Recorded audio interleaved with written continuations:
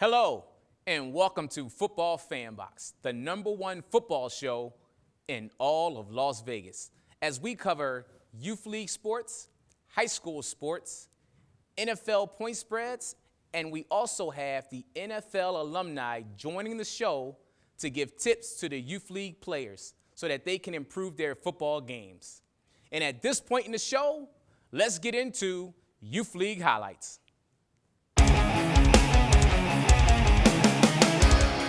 Welcome to Football FanBox's coverage of the NYFL.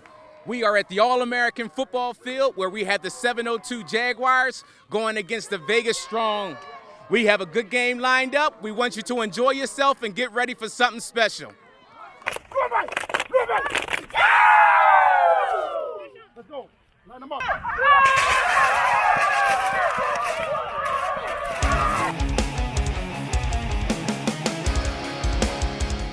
First snap of the game. Here we go. Ball snap, handoff. Wow, great side-and-side pursuit. 702 Jags are in there making plays already.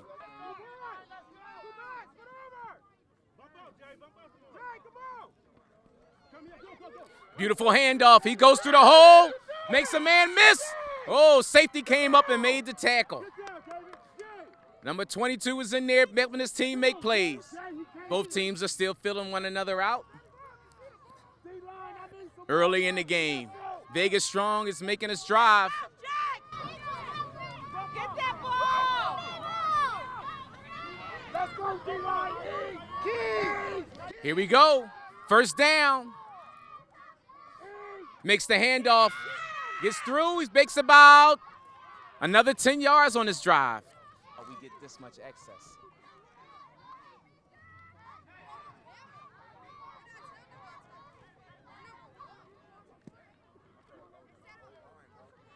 We are looking at second down and about 5. Vegas Strong is on the drive. Handoff to the inside. Woo, good side-inside pursuit by the defensive tackle. He's in there making plays for the 702 Jaguars. Vegas Strong is looking at a 3rd and 2. Vegas Strong is looking at 3rd and 2. Can the Jaguars get a stop? It is a lovely 74 degrees in Las Vegas today. Great game for playoff football. Beautiful day for playoff football. Both teams are well coached, and the players are out here giving it their all. Quick handoff. Oh, fumble! Fumble! Woo, that inside blitz was something special. We couldn't see who it was. The flag is on the play. A flag is on the play. We're going to wait for the referees to tell us what the situation is. Looking like a false start on Vegas Strong. So it's either going to be 4th and 1 or 3rd down again and 5. Holding, 10-yard penalty. 10-yard penalty. So now we go to 3rd and 10. That changes everything. That changes everything. Here we go, 3rd and 10. And so, quick toss to the inside. Oh, he broke the tackle. Oh, that pursuit was there. Can they get him out? They got him out right before the first down marker, so it looks like it may be a 4th and 1. Looks like a 4th and 1. He broke that initial tackle, which gave him that outside leverage, and he made the most of it. Beautiful play by that running back.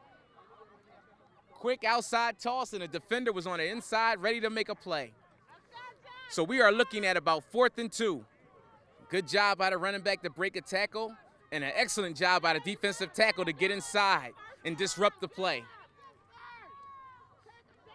Here we go, the first big play of the game. Who's going to do their job? Who's going to get the job done? Here we go. Quick handoff. He's going to try to get to that outside. The defender's there.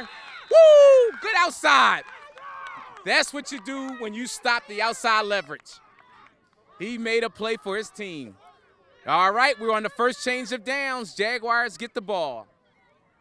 Here we go. Outside pursuit. Vegas Strong gets there to make a play.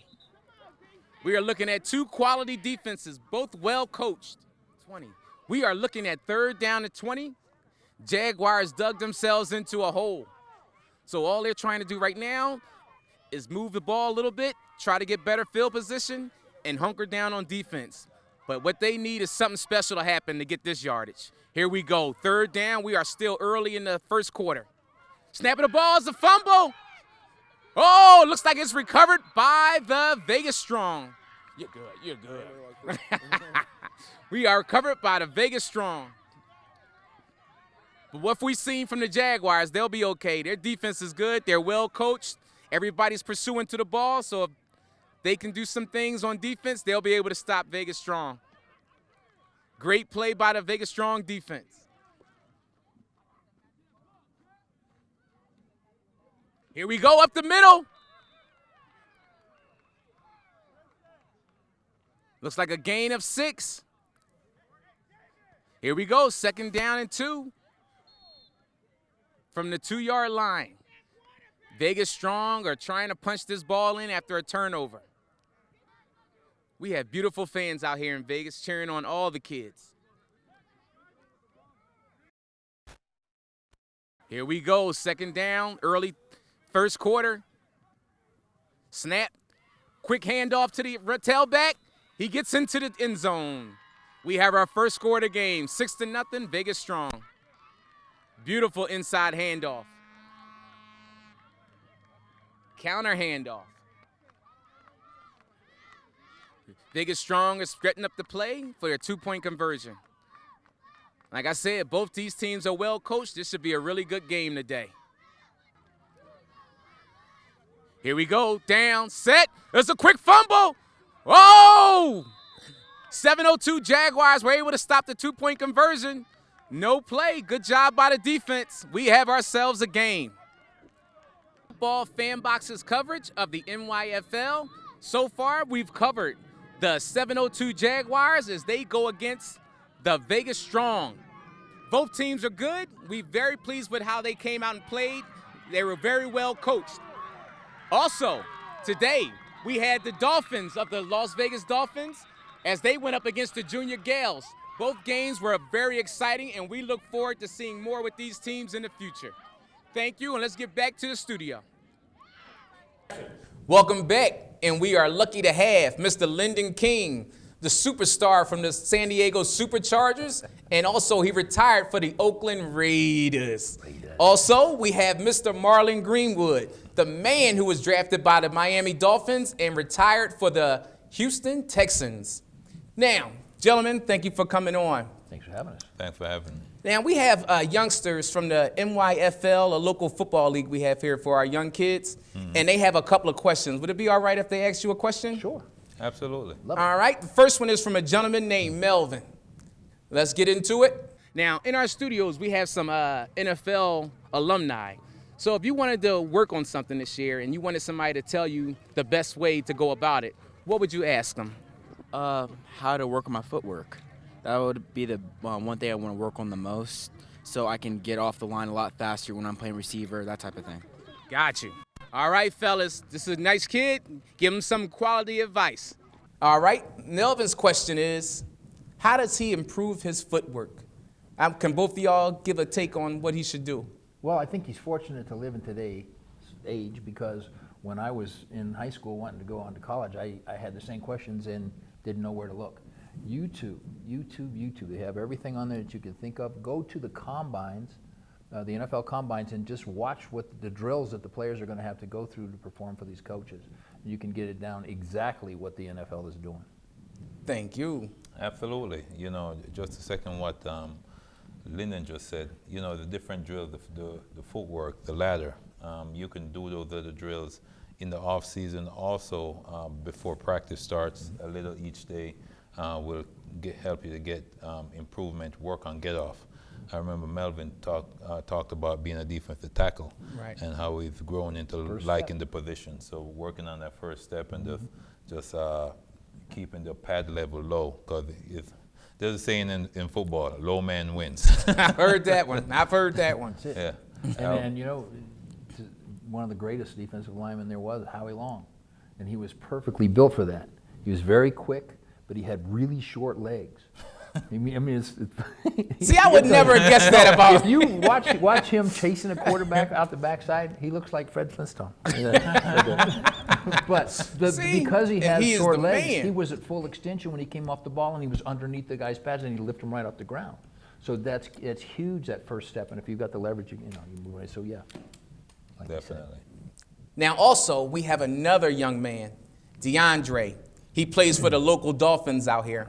His question is, how does he become a better runner? We are back, and I also would like again to say thank you to the lovely cheerleaders. Now, Javion, what position do you play? Quarterback and free safety. Quarterback and free safety, so he's active all the way through the game. Now, if you had a question to ask our NFL guys, what would you ask? How can I be a better quarterback? All right, fellas, give us a good answer. Well, I played linebacker, but and I played against a lot of backs that were really good. Ricky Williams, played against Adrian Peterson and all the good running backs there. And to be a good runner, it's just like you said, to be a good runner, you have to practice running. You have track and field. You have to work on the 100-meter dash. Your start. When you come to playing running back now, you have to make sure that your body is in good position. Like I mentioned before, with the defensive tackle, low man wins. Same thing in playing a back, because you're always going to have those linebackers that are going to come up and hit you. And if you're running straight up, you're not going to last very long. Gotcha. You Gotcha. get those hits. And working on the footwork as well, change of direction and vision.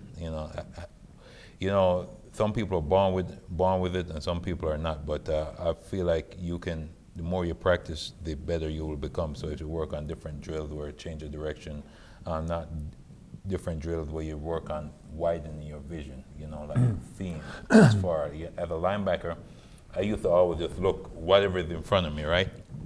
But I remember my linebacker coach told me, Morlon, see everything. And I was like, what do you mean, see everything? How am I going to do that? He means like old Yeller, huh? Just be on the step watching everything. And I started practicing it. And I used to be able to see it. I used to know when this receiver is coming. And even though I'm looking at the quarterback, I know the receiver is motioning. Because you got to know if he's motioning, because playing outside linebacker, he could be coming down to crack you. Yeah.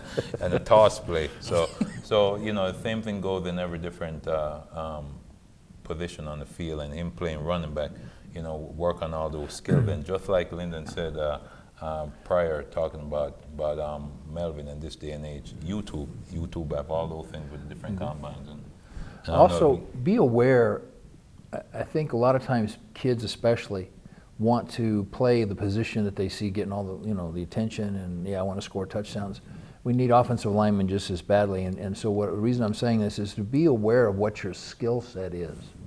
I mean, you can go out and do all of the drills that everybody else does and do them as hard as they do them, but if you have that genetic blessing or not, it's something you can't control.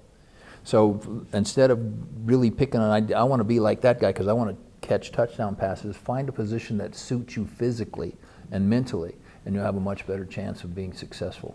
Or you can get drafted by New England, and Belichick will put you where he feels you're going to help him win a Super Bowl. And he knows what he's talking about. Yeah, he definitely does. You have a lot of experience. Yeah.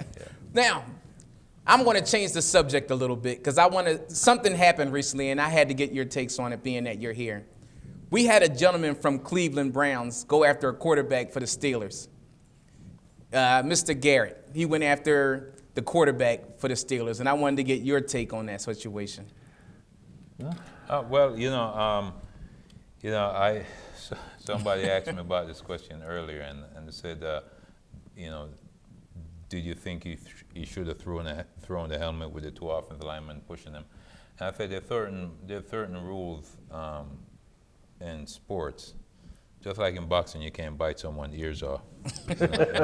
In football, you can't swing a helmet against someone else without a helmet. Right. If it would have dropped the helmet or tried to, fight off the guys or whatever, at that time it gets heated. It's a violent sport, but it's controlled violence. So the certain part you have to know that you can't cross, and I think in that particular time, he did you know, that guy could have got seriously hurt, and you know, and I know he would have felt sorry afterwards, because after he calmed down and everything, if that guy would have, if the quarterback would have got seriously hurt, then it would have been nothing. Thank God he didn't. It's funny we're talking about this because this is a Howie Long story too. Sorry, Mr. Long. If you look in the NFL playbook, it is no longer legal to take an opponent's helmet and hit him with it. And that rule was put in because specifically of Howie Long. He could grab your face mask and snatch your helmet off, down and up so quick that you're standing there with no helmet and he's got it. And so yeah, you can't do that. It's a pretty good rule of thumb that once a helmet comes off, the play's done. You don't go after them. When I saw that, I thought it was criminal. That should be in criminal court. No, stop it. No, I'm serious. No, There is a line you have to, anybody can go out there and say, oh, I was upset and like hurt somebody. And we're making our livings out there. Our livelihood depends on this. We can't have stupid things happening like that. What if he'd made contact with that helmet and given the guy a concussion? Concussion, he turned his head slightly and he split it. Cut his head. I mean, the thing could have been really, really bad. Yeah. You know, thank God. Now, It playing a just little caused- bit of devil's advocate Yeah. here. Forgive me for doing this, but in a normal case, I would agree. Like if he woke up that morning and he took his helmet off and he went after the quarterback. But in this case, when I see a guy who's 6'8", 270 pounds, all muscle, I'm not going to go up to him and tear his helmet off. Well, wait a Now minute. the quarterback No, you told me the initiated quarterback this. is that big. What's that? No, he was saying that, well, the quarterback kind of instigated. That's what I'm saying. I know the quarterback instigated the whole thing. And it's like even in the Tyson-Holyfield fight, Holyfield was headbutting Tyson, and it was getting the blockout, so that's why he beat his ear, right? Right. Doesn't make But right. it doesn't mean that in boxing you could bite someone in the ear. You have to figure out a different way how to, within the parameters of what you can do. Like Linden said, once the helmet comes off, it's done. You know, but you have those other two guys. If you wanted to do something in a situation like that, I'm not condoning anyone continue, you know, to do anything, but drop the helmet, you know. Yeah. Drop the helmet because you know you could cause damage, not deliberately try to go over and hit him with the, you know. Okay. I look at it that You know, way. he could have dropped the helmet and tried to fight off two guys, and then, then. Because I had a big problem with the quarterback not receiving any penalties. When it came right out, it was just him receiving Yeah, yeah. the Here's pick, what and I had a problem with that. See, you're kind of looking at it like this is the only play this happens on. The quarterback, when they come up and they bark those uneven cadences, they're trying to get that D-line to jump. They're trying to get him to do something, get a penalty, something. So, yeah, he's going to – Dan Fouts was the worst at talking crap to people, man. It's like, dude, these guys are big, man. Yeah. You know? Trying to get So him. they're trying to get a response out of them. But you have to be professional enough to know that is just over the pale, man. You just Gotcha. don't do it. I mean, that was, that was disturbing to see, watching that helmet, the way it's coming down and they hitting them in the top of the head. I mean, but he definitely provoked it, and he messed with the wrong guy. But he should have a little bit more. Self-control. Composed. See, exactly, a little Yeah. bit more composure, but like this guy can't do anything to me, you know, and he had his helmet in his hand too. Yeah, I I mean, mean, look. when but you- it was those other two offensive linemen that was. Well, pushing and they're him doing to- exactly what what they should do. Yeah, if, to defend if the your quarterback. quarterback got no helmet on and somebody's going after him, I was surprised they were as timid as they were. Mm-hmm. Yeah. All right, kids. So when you're out there playing football, you heard it from the pros. You heard it from the Las Vegas alumni. Always keep your composure and play with the, what's the term you use? I say Character. You have to have character to play anything successfully. And try to have character at all times. you try to keep character, and this is what I've learned. If the sport is controlled violence, you know, if you think about it, in controlled violence, it doesn't mean that you're going to go as hard as you can, but you're not going to try and hurt the other player. You're not going to try to intentionally do anything to the other, because you have to play like that to survive and be great. But if the reason why certain players that carry themselves a certain way on the field, and you cannot do the same thing off the field because you know you're on the field playing. When you're on the plane, you're a monster. Even though it's in a controlled setting, and you're also playing hard, so you have to know how to turn that off. And It's a switch. That's exactly, it's a switch. It is. You're going to learn a lot of things in life, you know. If someone does that to you and easily triggers you, how are you going to act if someone at the bar is running them out? You're going to hit them over the head with a chair, and then your career is just done. Yeah. You know, so it's teaching you about different things in life and learn from other people's experience what not to do, and continue to build it, because you guys have a lot of potential and can accomplish great things in life. So. All right, now these two gentlemen don't get a chance to watch football because they're out in the communities helping out. For example, Mr. Morlon has a foundation that he does, and they do remarkable work in the city. Now, I'm going to quick intake on your foundation. Oh, the Morlon Greenwood Foundation is a leadership and mentorship program for socioeconomic disadvantaged youth and adolescents. And what we do is we put on a free football camp for the kids. The football is to bring them in, but it's really to teach them the importance of staying in school and good morals and ethics. This year we did our camp at Cimarron Memorial High School, and we're in partnership with NFL Alumni, who I'm also the vice NFL Alumni Las Vegas chapter. I'm also the vice president, and here Linden was a part of it. We have a few alumni members that was there. Ainsley Battles, Quentin Carter, Robin Earl, you know, just to name a few of the guys that came out in support. And we're going to do another one this year again. And we will all be there. We're going to make sure that we get the films. We're going to be filming the whole thing, checking out the players, seeing how they're learning, seeing how fast their progression is.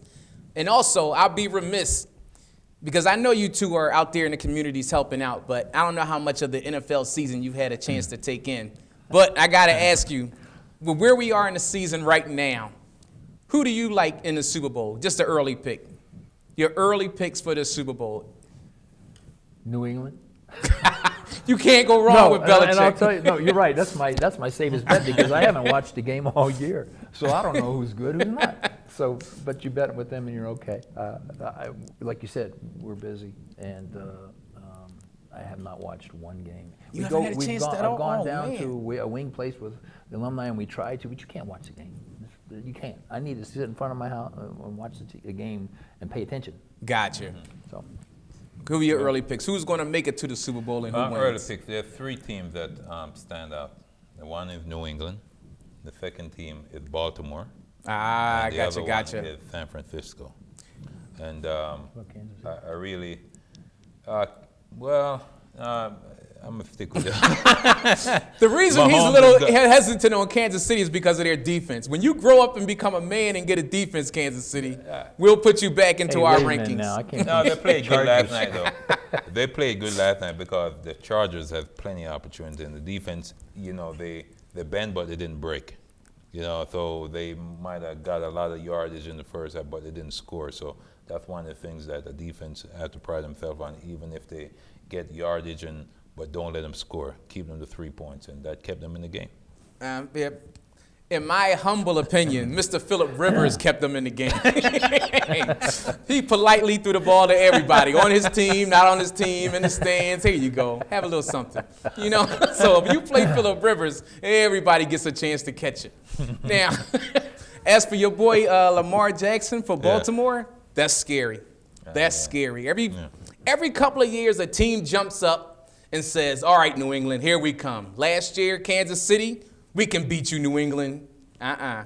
Lamar Jackson's going to try this year? A few years ago, Atlanta said, we got an offense, we have an offensive coordinator, we got a young defense. Well, Lamar Jackson already beat the New England Patriots. In the playoffs. Like Belichick, once Belichick sees you and gauges your speed and see what your strengths are, absolutely. It's dangerous. And they're definitely going to watch the tape. And there's a rumor out there that they're trying to get back the Gronk. Stop.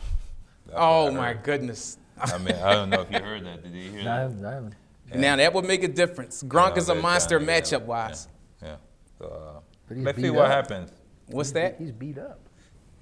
But the skill and this height, it's like when you're short, you got to be fast the whole game. But when your size doesn't get, even when size gets tired, it's still size.